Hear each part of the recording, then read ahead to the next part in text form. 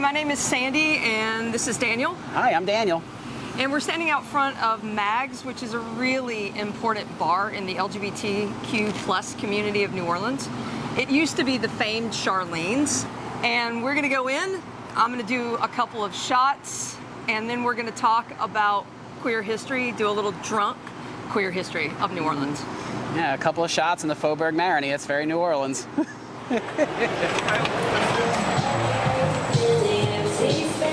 Drunk to do drunk history. Want to do the shot version of the coconut? I usually. Oh my God. I mean, it's gotta be like. When was the last time I had a shot? I don't know. If I can't remember, it's probably like at least over a year since I've had a shot.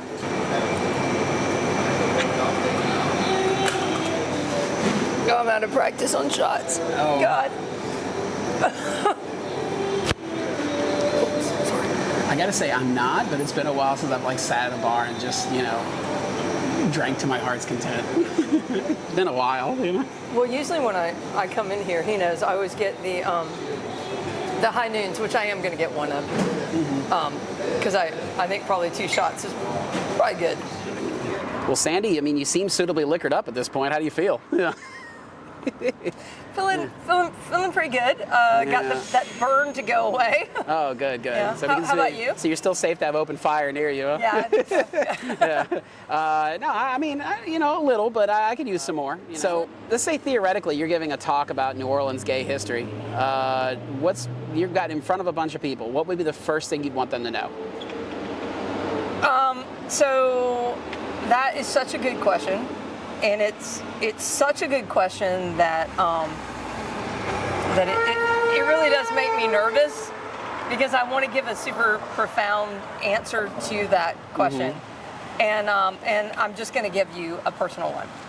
And the personal one is that for me, the city of New Orleans saved me, because I grew up in a very tiny town in South Georgia that was so conservative, and it was so Christian, and in a lot of ways intolerant. And I never knew that there were other people in class that were like me, and I never knew that there was representation to be had, because you didn't see it at that time on television really much. Right. And then I don't know. I had a couple of friends, one friend who I think at the time was closeted gay, and another friend that was straight, and I don't know how we came upon, like, we want to go to New Orleans. I don't know where that came from. I mean, New Orleans really wasn't on your radar at the time. No, not at all. Yeah, and I don't remember who came up with the idea of it, but we all came here, and though I never said a word to either of those friends, walking around in the French Quarter, I was like, wow. Wow. Because I could see the gay flags, I could see this, I could see people holding hands that weren't supposed to be holding hands, and I had this breakthrough moment of like, ooh, wait a minute. Wow. Wait a minute. People live like this? People live like this. They're open, and they live like this. And I still had a lot of years. I had to go through college and whatnot, but it was always in the back of my mind percolating, because I wasn't out in college either. I never came out in college. Yeah. It wasn't until after college I said, I'm moving to New Orleans, that I got to this city and became the person that I kind of wanted to be. Yeah. Well, you've said it best, I think, where you've called New Orleans the Isle of Misfit Toys. Yeah. And there is not, I swear to God, not a truer statement to be had, because it's our perpetual charming dysfunctionality. It's what people love about us. Yeah, and it's whether they know it or not. Yeah, exactly. Because you can just come here and be what you want to be for the most part, and people will just let you be what you want to be. And I think that is, if you feel like you're coming from an outsider viewpoint, that is like just the best gift you can ever be given. Well, okay, so so now that you kind of came on vacation, you saw all that, and then you decided to move here. I mean, when you first got here, I mean, what was the first time when you finally you got yourself settled, and then you said, okay, I'm going to go out and start my life? Where's the first place you went? Oh, God. I mean, where was the place you said you walked by and said, okay, I'm going there, and there I'm going to be me? I think when I moved here, okay, so here's the magical thing about New Orleans. I think the very first time, though, honestly, without outing my age, it's been a while. I think the very first place that I went where I knew that I could be anything that I wanted to be was Lower Decatur Street. Oh. And the great thing about Lower Decatur Street. Good counterculture spot. Yes. Yeah. Because that's the thing about New Orleans. It wasn't that it was gay. It wasn't that it was straight. It wasn't that it was goth. It wasn't that it was the vampire culture. None of those things. It was that it was everything. Yeah. Everything rolled up into one. And you could just go to these places and you could just be you. I can't tell you hours spent at the Whirling Dervish dancing until 4 a.m. in the morning or, right. Right. And that doesn't even exist anymore. But that's the thing about New Orleans that I think I want people to understand is that all of the different cultures that have come together in New Orleans, whether that's LGBTQ, whether that's Black community, whether that's Asian, whatever, has become at times so interwoven, at least in the modern era. I'm not trying to whitewash anything, but at least in the modern era to where you could be hanging out with all these different types of people and just be accepted because you were all outsiders. Yeah, so kind of getting away from personal experience, though. I say historically. Where do you think this comes from? So I think with New Orleans, it comes from something called the geography of tolerance. So typically with the geography of tolerance, if you belong to a certain group of people who have a certain religious outlook, a certain moral outlook, you have ideas about how you want to raise your children. You're going to kind of coalesce. And then typically, you're going to move wherever it is that you're going in the New World in the United States. If you're settling out west, if you're pioneers, you're going out there together. And before the advent of modern transportation, you're all settling in the same little town. And there's not a lot of people that are ever going to come through that town to challenge that worldview.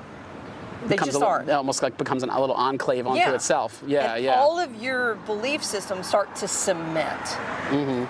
But that is not the case with a place like New Orleans, because this is a multicultural port city.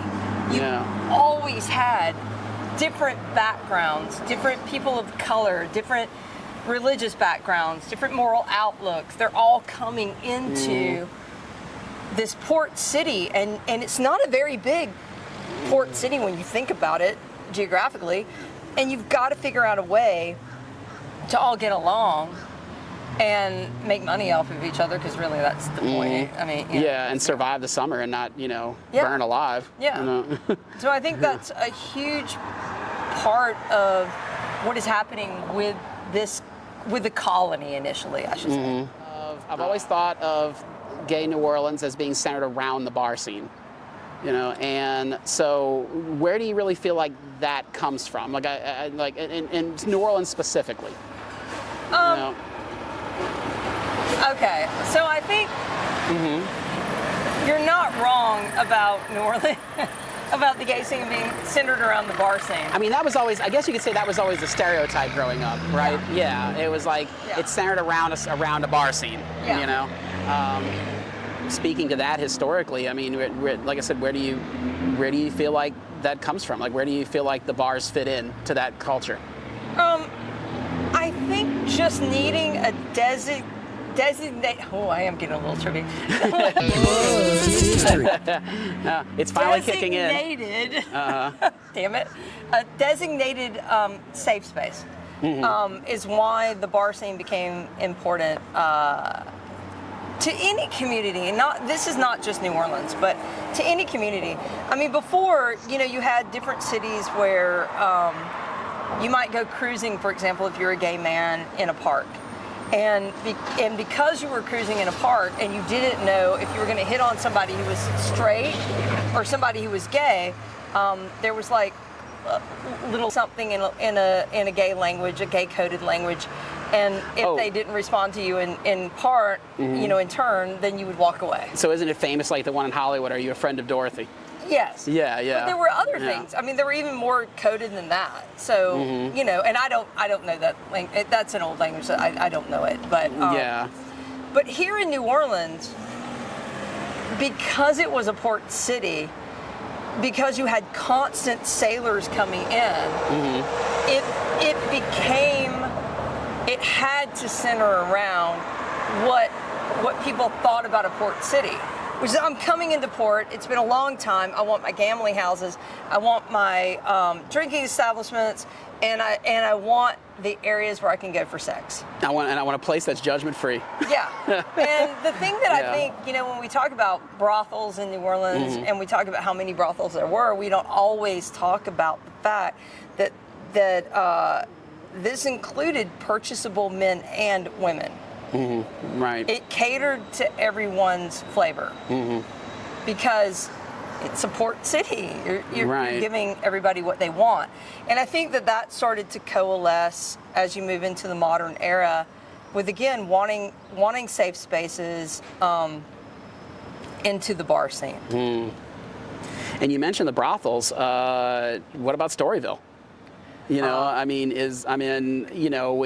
I guess I'm not sure if anybody watching this is familiar with the history of Storyville, but we had this red light district in New Orleans that was lasted from 1898 to 1917, and it got awfully large, and it was pretty tolerant, and it was considered to be a place where nonviolent crime was considered borderline decriminalized.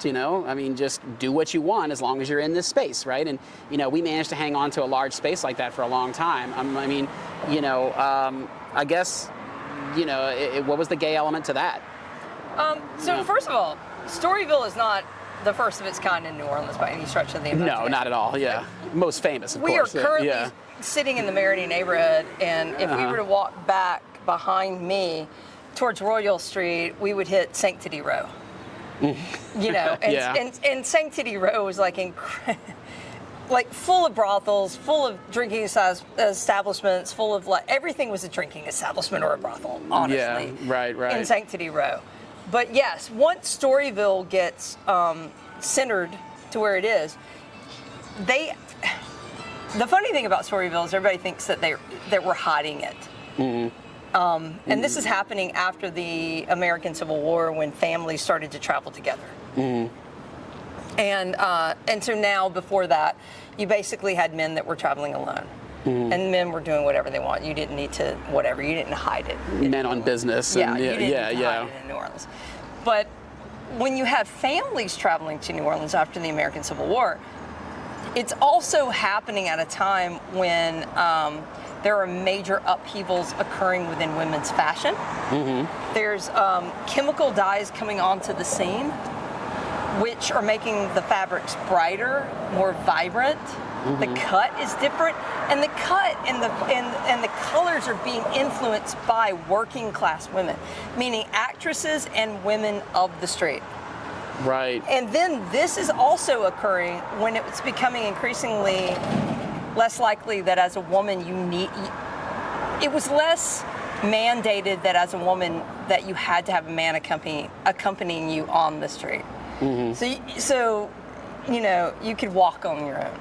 So all of these so-called fine, upstanding women were getting solicited for sex. And they were like, it's like having no idea till that time they looked the part, because because the fashion's being driven that way, And New Orleans always about the money. Yeah, it was like we don't want to lose this family tourism, but we also don't want to lose the spice tourism. So we're going to move all of it to Storyville.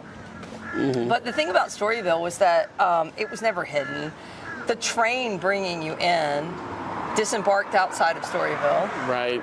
And also they advertised in blue books.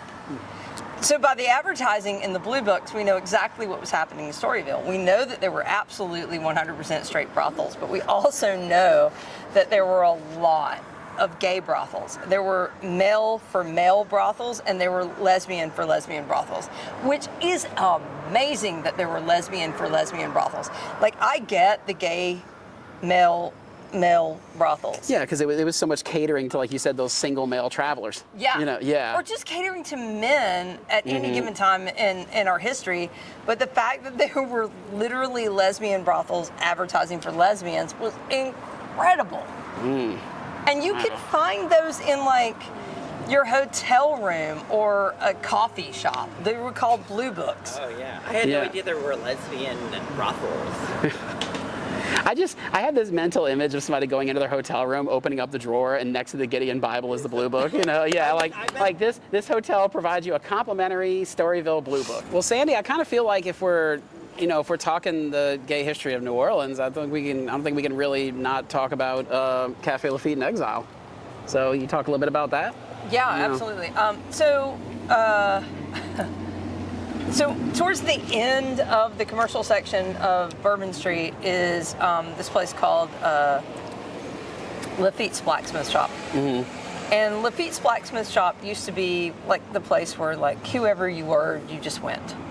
One of those quintessential New Orleans experiences, like what I was talking about on Lower Decatur Street. You just went. No matter what you were, you went. The people who owned that particular location, I don't know. I don't know if they ended up losing their lease, or they just sold it, or they got rid of it. I don't know. I think that's what happened. I think they lost the lease. Okay. I think that's why the name Café Lafitte in Exile was supposed to be kind of a joke. Okay. You know, like, one day I'll get my lease back. Okay. Yeah, And something so like that. You know. The people who came in after them were not really happy about hosting people of, at the time, what would not have been known as the LGBTQ plus community. Yeah. And so eventually, up the street, they would open up Lafitte's in Exile. Literally just up the street. It's not far. On Bourbon Street. And Lafitte's in Exile is supposed to be, oh wow, now this is where the alcohol is kicking in. Oh yeah. I think it's the oldest gay bar in the United States. I'm 99.9%. Like I said, sure. You're right. I think it was operating openly in 1927, but I've had some drinks too, so if I'm wrong as well. Yeah. But that's okay. That's kind of the fun part of this, isn't it? Yeah, exactly. I think I'm 99.9% Yeah. alcohol at this point. But, Well, I mean, I've been hearing for years it's supposed to be a National Historic Landmark soon. I haven't actually seen a plaque or anything like that go up, but you know, it's just one of those places. It's always been synonymous with that community, you know? Yeah, absolutely.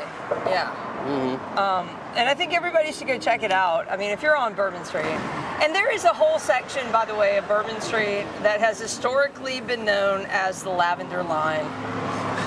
And that was where the gay bars were and are to this day. Yeah. And then there was a whole section from Bourbon Street that would wrap around towards I have been drinking. Oh, towards, yeah. North Rampart Street. Right. It would wrap around towards North Rampart Street, and it became known as the Fruit Loop. Which sounds really horrible, but it was just, I mean, even gay people called it that. I said, most time I've ever heard anybody say it, they always said it as a term of endearment. Yeah. Yeah. Yeah, so the Fruit Loop, the Lavender Line. So yeah. Right. So if you're on Bourbon Street, you should definitely check out the Lavender Line and then scoot around to the Fruit Loop. Right. So, what's significant about Charlene's? So what is great about Mags today is that it used to be what was known as Charlene's, and I think, oh Lord, if I remember correctly, that it opened up in 1977, and it was a woman by the name of obviously Charlene Schneider, and my understanding of what was happening then was that before that, I don't know exactly what she did at Michoud for NASA. Oh. but she did something that she had to have a security clearance. And back then, if you went to any gay establishment and the police raided that gay establishment, they outed you. They outed you. They published your name, they published who you were, they published who you worked for, everything about you, and you got outed. So she got outed at some point.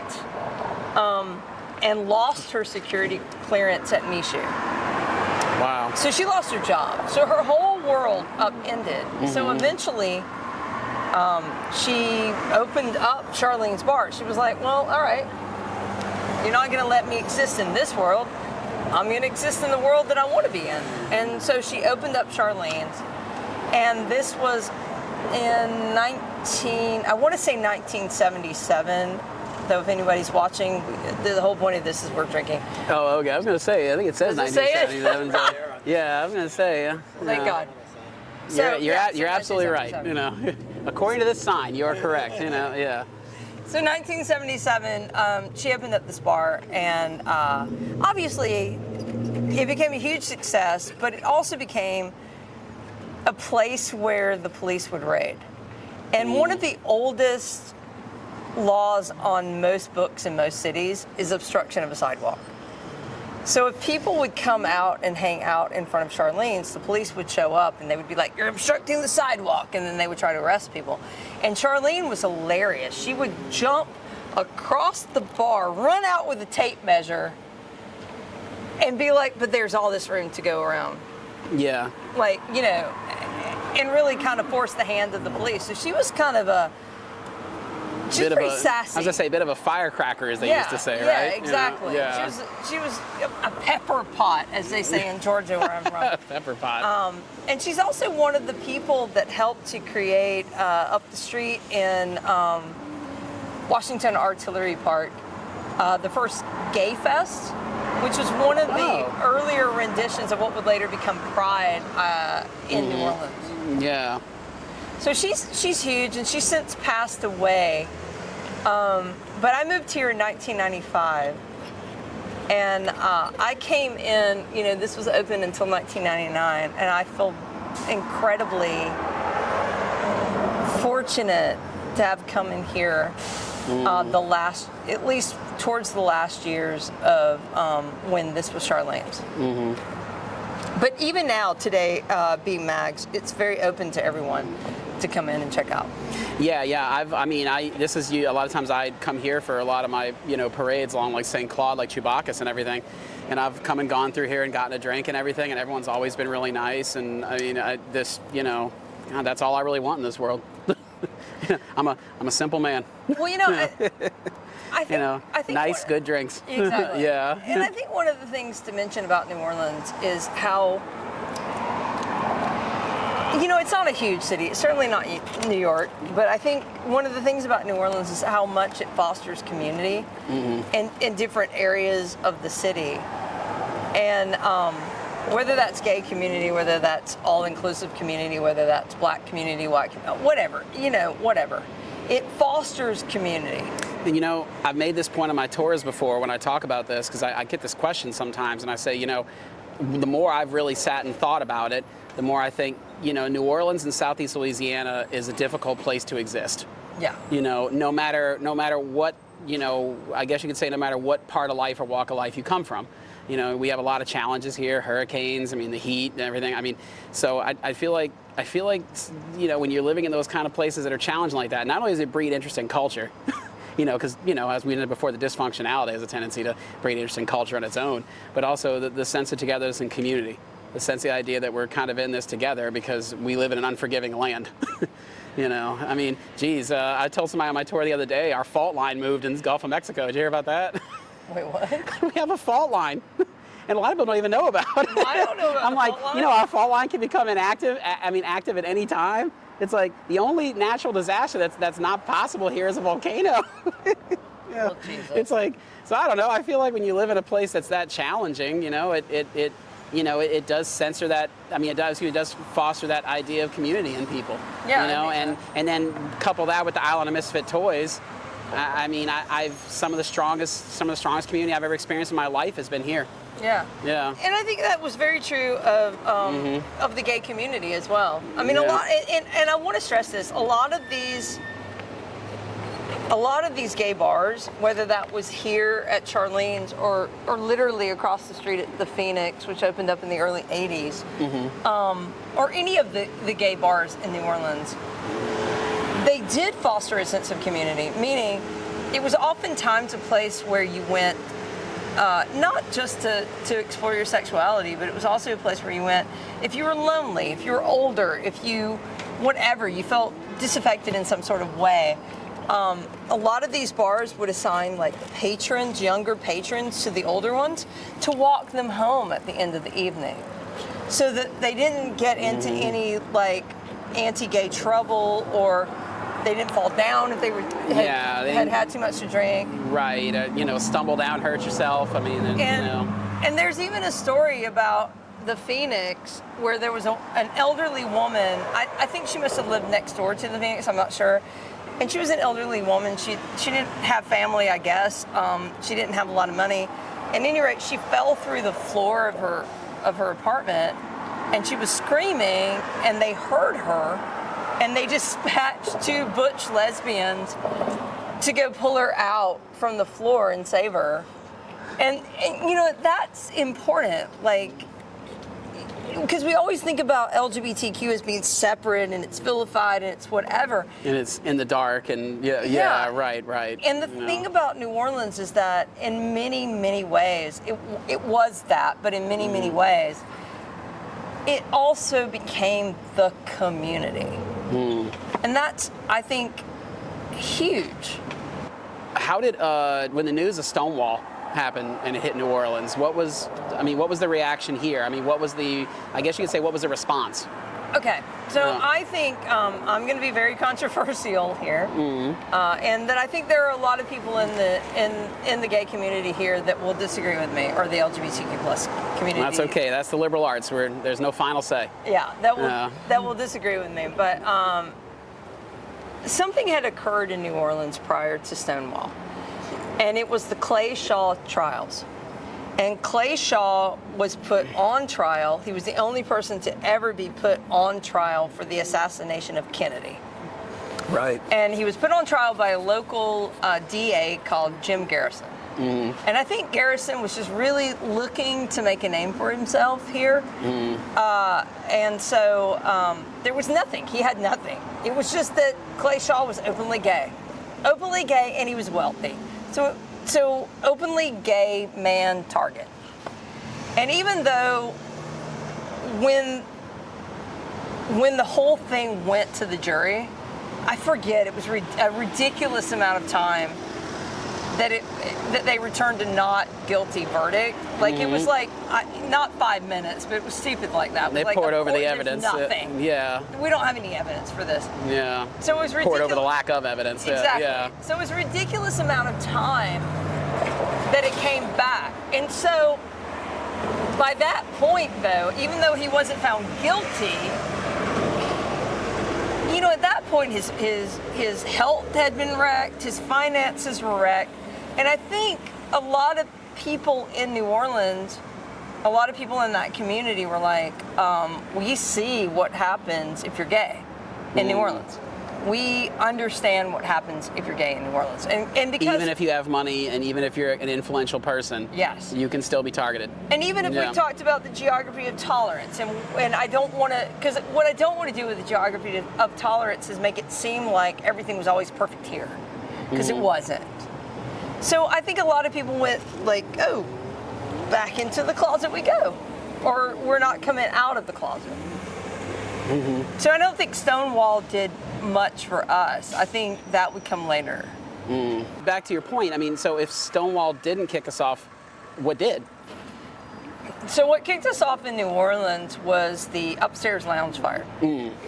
And I'm going to be a little fuzzy on some stuff because we've been drinking. Yeah. In 100,000 degree heat of New Orleans. See, we all boil together. Yeah, exactly. So we're all dogs in God's hot car. Yeah. Oh my God! I'm gonna start telling people that on tour. I just learned it from him. Yeah. Wait, you said that? What changed things was the upstairs lounge fire. So there was a church in the United States called the MCC. I have no idea what that stands for right now. Metropolitan Community Church, I think.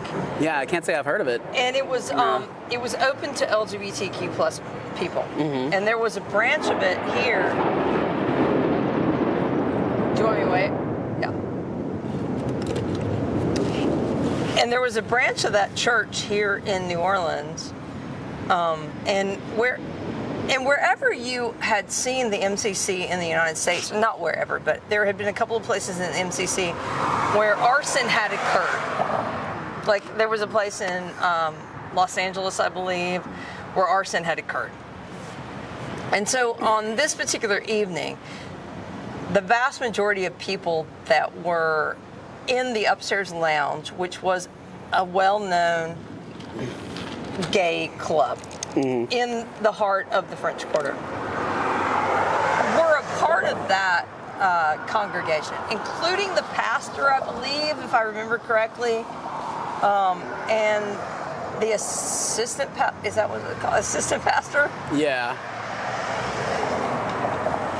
I'm The sure they person had that stands next to the pastor. sure they had another title, but I know, you're right. I can't think I'm of sure it there's, either. like, You know. a thing for that. Yeah. And so, so anyway, at some point in the middle of all of this, somebody threw a Molotov cocktail up the staircase leading up to the upstairs lounge, and then barred the front door at the bottom of the stairs. And it's an old building, and there was. And the saddest thing about everything is behind these heavy curtains was an escape route that no one knew about. Oh, wow. So it went up in flames. There were some people that survived, but I can't remember exactly. It was like 30. I want to say it was 37. Yeah, and something people. And apparently I always heard that the building had some bars on the windows in different places, and that it really wasn't up to code.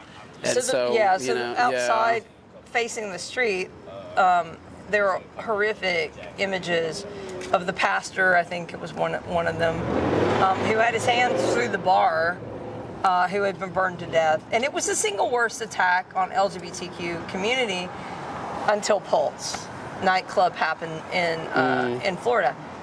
And for a long time, no one ever knows who exactly did it, to my knowledge. There is some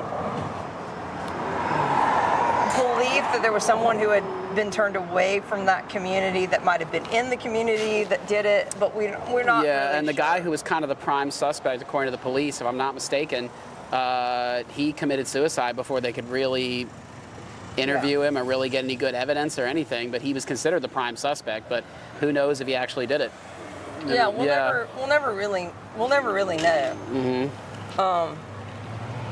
But what was interesting about it is, not interesting. What was really horrific about the aftermath of it was what the local news media did in reference to those people, which was, they'd be like, what do you bury like a gay person in? A fruit jar. It was really horrific and almost just telling bad and distasteful jokes. And, really horrific. Yeah. And almost nobody would claim the bodies. The families wouldn't claim the bodies and whatnot. So there were only a couple of churches that did. I cannot remember the church uptown or the church that is on North Rampart that claimed the bodies, but they were the two churches that did it. And at some point during one of those funeral services, the guy from the MCC, the head of the MCC, said, here's the deal.